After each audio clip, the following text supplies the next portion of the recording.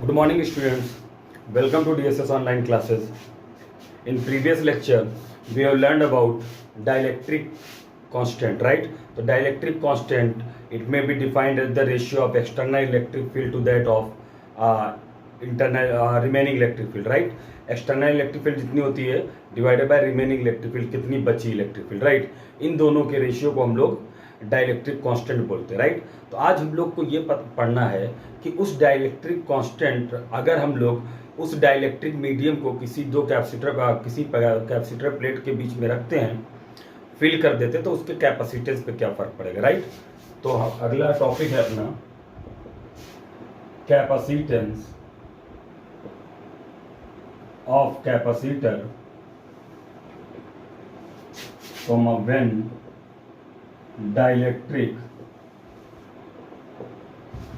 dielectric medium is filled between capacitor plates. Okay, अगर किस capacitor plate के बीच में डाइलेक्ट्रिक मीडियम भर दिया गया है तो क्या होगा? जैसे एग्जांपल देखिए, जैसे आपने क्या किया, ये कैपेसिटर प्लेट है, ये कैपेसिटर प्लेट है, यहाँ से आपने 20 वोल्ट की बैटरी से इसको कनेक्ट किया है, ठीक है? चलो, ये कैपेसिटर प्लेट है, इसके बीच में किसी ने एक डाइलेक्ट्रिक मीडियम भर दिया है इसके बीच में, तो ये डिस्टेंस डी है, ठीक है? इधर ऑब्वियस सी बात है outer external electric field E naught है, जो external electric field E naught है, external electric field E naught, external electric field E naught है, राइट? तो external electric field E naught है और यहाँ पे डाइलेक्ट्रिक कांस्टेंट जो भरा गया है वो के भरा गया है, तो इसके अंदर इलेक्ट्रिक फील्ड कितनी होगी?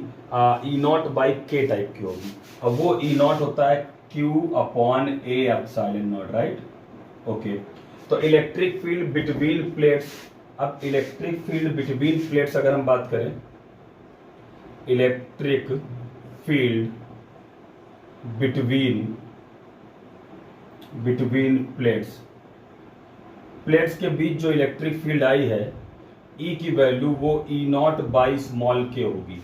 External electric field divided by dielectric constant equal to उसके अंदर की electric field, remaining electric field जो बोलते हैं E, राइट? अच्छा, ई नॉट खुद क्या था? Q upon a epsilon not था, तो Q अपॉन के ए एप्सिलॉन नॉट हो जाएगा, क्योंकि ये तो कौन सी एक्सटर्नल इलेक्ट्रिक फील्ड थी, डिवाइडेड बाय के, ये इलेक्ट्रिक फील्ड बिटवीन प्लेट्स आ गई है। ओके, अब पोटेंशियल डिफरेंस की बात करें तो इलेक्ट्रिक फील्ड इंटू डी हो जाएगा। पोटेंशियल डिफरेंस की बात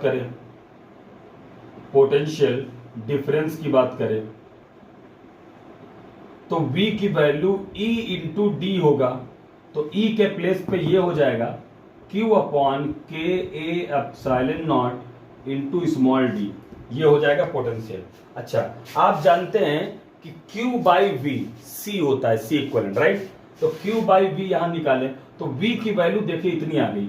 अब जरा इस वाले V को इससे रिलेट करो, तो यहां पे अगर हम लोग Q बाई वी निकालेंगे, यहीं से Q बाई वी निकालेंगे तो कितना आएगा? K epsilon not A by D आएगा, K epsilon not A by D आएगा, ठीक है?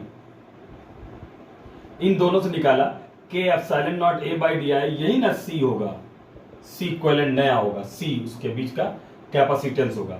अब देखो, पहले तो epsilon naught A by D आता था, अब क्या आ गया है? के epsilon naught A by D. मतलब डाइलेक्ट्रिक मीडियम भरने से उसका जो कैपेसिटेंस है वो डाइलेक्ट्रिक कांस्टेंट जो के होता है, के टाइम्स इंक्रीज कर जाता है। मतलब आप ऐसा मीडियम भरेंगे जिसका डाइलेक्ट्रिक कांस्टेंट थोड़ा ज्यादा है तो उसका कैपेसिटेंस ज्यादा होगा, राइट? और मेटल के लिए डाइलेक्ट्रिक कांस्टेंट इनफाइनाइट होता है, लेकिन आप मेटल नहीं भर सकते, शॉर्ट सर्किट हो जाएगा, राइट? तो आप डाइलेक्ट्रिक कांस्टेंट, इसीलिए कैपेसिटर की प्लेट के बीच में कोई ना कोई मटेरियल फिल किया जाता है, क्योंकि वो क्या करता है, उसके डाइलेक्ट्रिक कांस्टेंट को के टाइम्स इंक्रीज कर देता है, कैपेसिटेंस को के टाइम्स इंक्रीज कर देता है। मतलब अगर खाली प्लेट है, उसके बीच में कोई मीडियम नहीं है, कोई मटेरियल नहीं है, तो आपका capacitance epsilon naught A by D होगा। लेकिन अगर उसके बीच मीडियम भर दिया तो उसका capacitance K epsilon naught A by D होगा।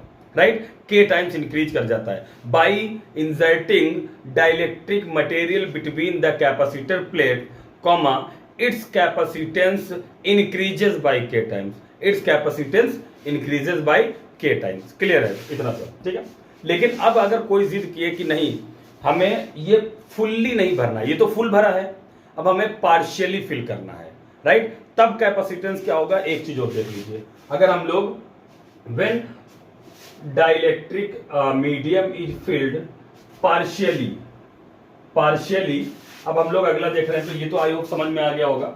के टाइम्स इंक्रीज कर जाता है कैपेसिटेंस ऑफ कैपेसिटर, अगर हम लोग उसके बीच में डाइलेक्ट्रिक मीडियम को फिल कर देते हैं, के टाइम्स इंक्रीज कर जाता है।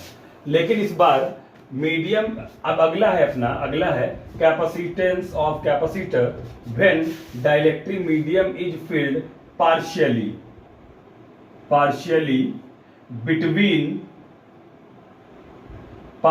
Between capacitor plate.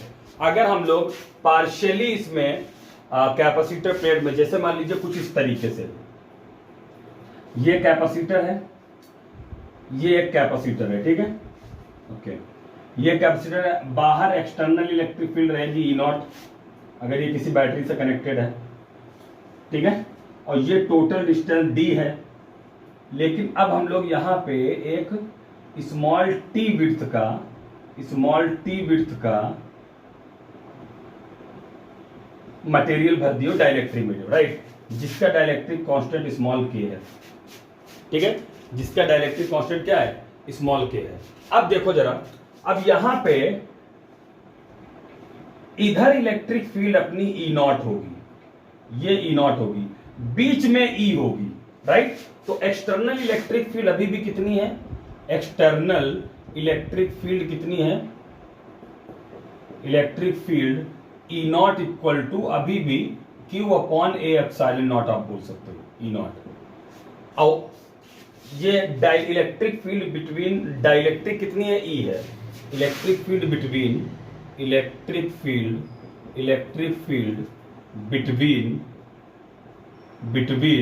डाइलेक्ट्रिक, जिसको रिमेनिंग इलेक्ट्रिक फील्ड बोल रहे हैं, ई की value E naught by small के हम लिखेंगे, डाइलेक्ट्रिक कांस्टेंट की यही डेफिनेशन होती है, रिमेनिंग इलेक्ट्रिक फील्ड है ये, राइट, तो ई नॉट बाई के, तो क्यू अपॉन के times A into epsilon not, ये हमारा हो गया उसके अंदर इलेक्ट्रिक फील्ड, ठीक है। तो अब हम लोग को इसको टोटल का पोटेंशियल लेना है, तो यहां पे इलेक्ट्रिक फील्ड ई नॉट है, यहां पे ई नॉट है, और यहां पे ई है, मतलब टी में ई है, बाकी डी माइनस टी में ई नॉट है। तो इलेक्ट्रिक पोटेंशियल क्या होगा, electric potential between plates, between plates.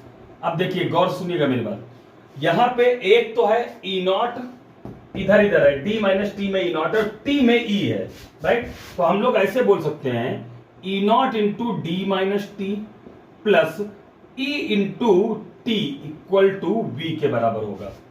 अच्छा, ई को हम लोग क्या बोल रहे हैं, ई नॉट बाई के बोल रहे हैं, ई को ई नॉट बाई के बोल रहे हैं, तो ये E naught into D minus T plus E naught by small K into T equal to V हो गया, ठीक है। तो यहां से अगर आप ई नॉट कॉमन करेंगे, यहां से ई नॉट कॉमन करेंगे, मैं इसको थोड़ा सा इधर बता दे रहा हूं,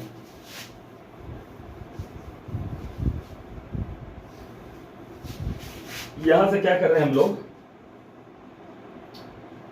ई नॉट कॉमन करेंगे, तो यहां पे आएगा D minus T plus T by small के इक्वल टू वी आएगा, ठीक है। ई नॉट के प्लेस पे Q upon a epsilon not put कर दीजिए, D minus T plus T by small के इक्वल टू वी आया। अब क्यू बाई वी कैपेसिटेंस होता है, तो कैपेसिटेंस क्या हो जाएगा, सी की वैल्यू क्यू बाई वी, तो क्यू बाई वी क्या होगा, सी की वैल्यू वो क्या हो जाएगा अपना Q by V, C equal to Q equal to C V होता है, Q equal to C V, तो C equal to Q by V, तो क्यू बाई वी इधर ले आओ, तो epsilon naught A divided by, ये नीचे जाएगा, D minus T plus T by small K, ये आएगा। अब अगर उसमें एयर फिल किया होता तो एयर का डाइलेक्ट्रिक कांस्टेंट 1 होता है, एयर या वैक्यूम, तो ये 1 हो जाता, तो माइनस टी प्लस टी ये कैंसिल आउट हो गया, epsilon naught A by D बचता। अगर उसके बीच मटेरियल कोई मेटल फिल कर देते तो ये उसका डाइलेक्ट्रिक कांस्टेंट इनफाइनाइट होता है, तो T by infinite something divided by infinite 0 होता है, तो ये epsilon naught A divided by D minus, ये डी माइनस टी टाइप का हो जाता है, clear, D minus T type का हो जाता है क्योंकि वो 0 हो जाता है टर्म, ठीक है। तो जब हम लोग पार्शियली टी विड्थ में, अगर हम लोग टी विड्थ में एक डाइलेक्ट्रिक कांस्टेंट भर दिया है तो उसका नेट जो उसका कैपेसिटेंस होता है epsilon naught A divided by D minus T plus T by के, ये होता है। और अगर पूरे कंप्लीट प्लेन में भरा है तो epsilon naught A by K times epsilon naught A by D type का होता है, राइट। के टाइम्स इंक्रीज कर जाता है कैपेसिटेंस अगर आप पूरे कंप्लीट प्लेट के अंदर फिल कर दे रहे हैं, ठीक है। ओके, आज का लेक्चर इतना ही, अगले नेक्स्ट टर्म पे हम लोग नेक्स्ट वीडियो देखेंगे। Okay, thank you.